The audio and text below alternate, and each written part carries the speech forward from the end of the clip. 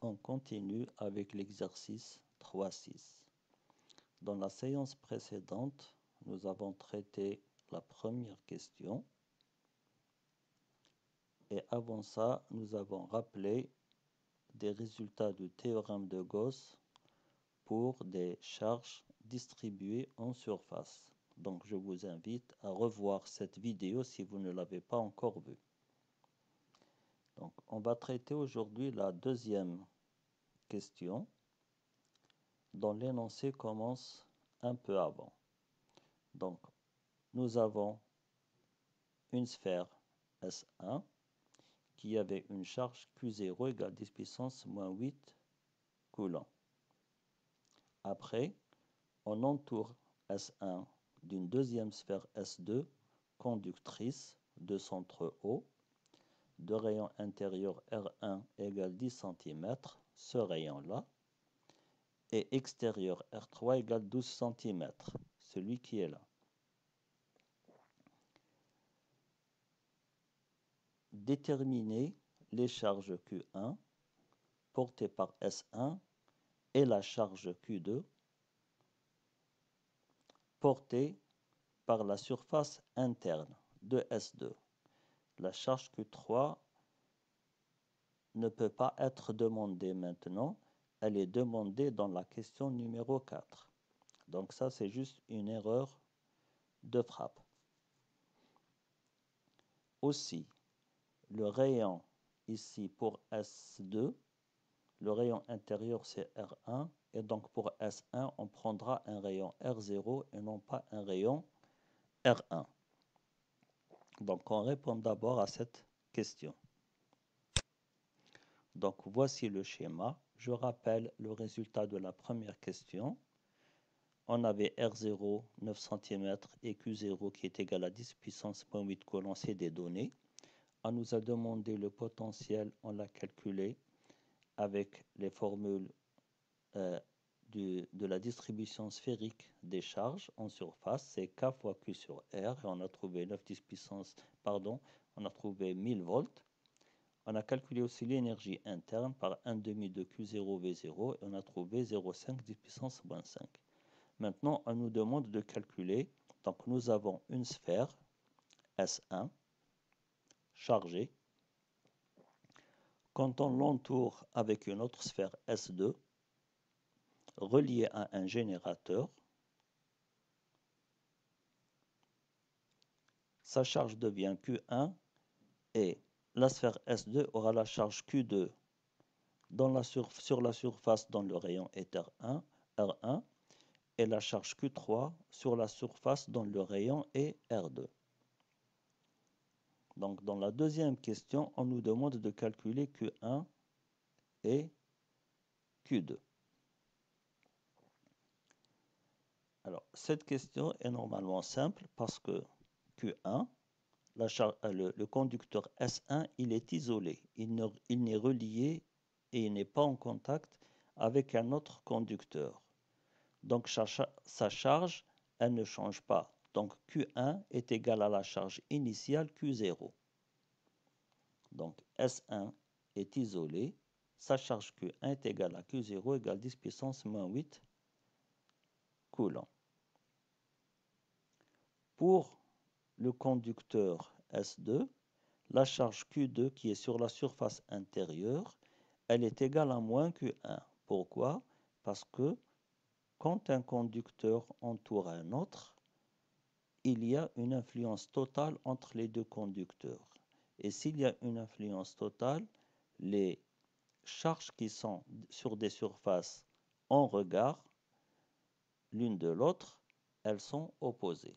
Donc il faudra revoir le cours. On le démontre par le théorème de Gauss. Voilà pour cette question. À la question 3, on vous demande de déterminer le vecteur champ E en tout point M de l'espace. Nous avons 4 régions dans lesquelles on doit déterminer le champ électrique. J'ai la région 1 qui est l'intérieur du conducteur S1. La région 2 qui est entre les deux conducteurs. La région 3 qui est l'intérieur du conducteur S2 et la région 4 c'est l'extérieur du système entier. On commence par la première région, E1. Nous sommes à l'intérieur d'un conducteur en équilibre et à l'intérieur d'un conducteur, le champ est nul. Donc nous avons ici, dans S1, R est inférieur à E0 et le champ E, normalement c'est E1 ici au lieu de E0, est égal à 0. Donc ça, la première question, elle est simple. Dans la deuxième région, donc entre S1 et S2, nous avons petit r qui est plus grand que R0 et plus petit que R1. Nous sommes ici. Donc petit r est plus grand que R0 et plus petit que R1. Le champ est noté E'. Comme la charge Q1 elle est positive, elle est égale à Q0 et Q2 égale à moins Q1, donc elle est négative, le champ se dirige de la charge positive vers la charge négative.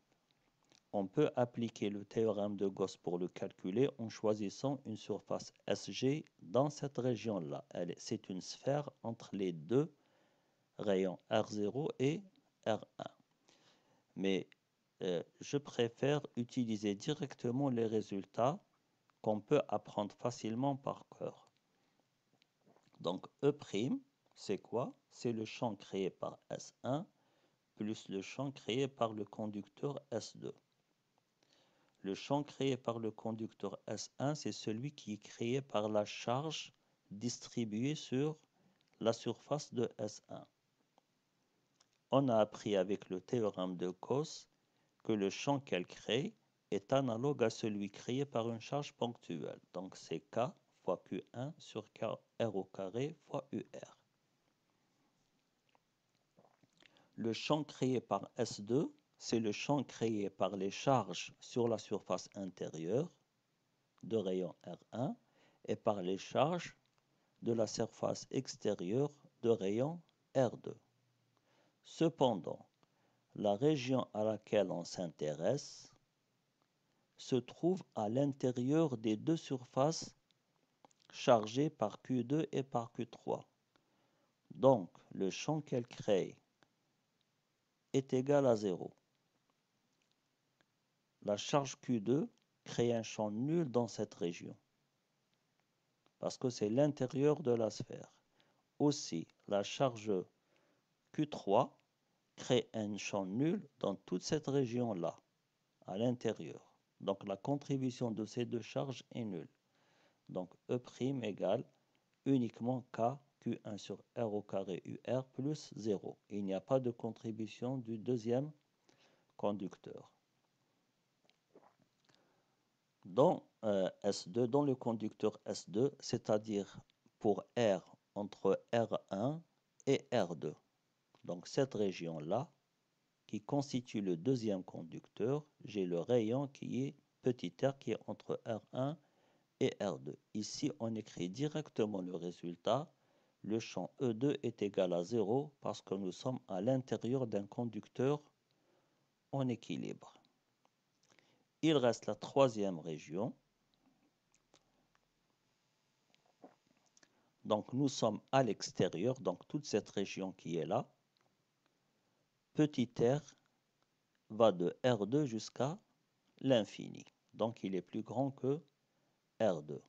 Dans cette région, on doit calculer aussi le champ créé par S1 et le champ créé par S2. Le champ créé par S1, c'est celui créé par la charge Q1. Le champ créé par S2, c'est le champ créé par la charge Q2 et par la charge Q3. Comme on est à l'extérieur des trois surfaces chargées, nous devons tenir compte de toutes les contributions. Donc E seconde, on l'appelle donc ça, c'est E seconde.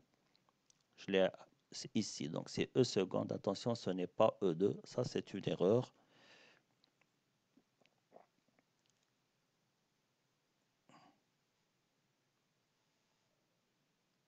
Donc j'efface ça. C'est E seconde, c'est celui-ci. Donc E seconde est égal à ES1 plus ES2 comme tout à l'heure. ES1 ne change pas, c'est K, Q1 sur R au carré UR, plus ça c'est ES1. ES2 c'est K, Q2 sur R2 UR, plus K, Q3 sur R2 UR. Cependant, nous avons les charges Q1 et Q2 sont égales et opposées, donc la somme des deux termes qui sont là donne 0. Il ne reste que la contribution de la charge Q3. Donc E seconde est égal à K Q3 sur R au carré. La suite de l'exercice, on la fera dans une prochaine vidéo.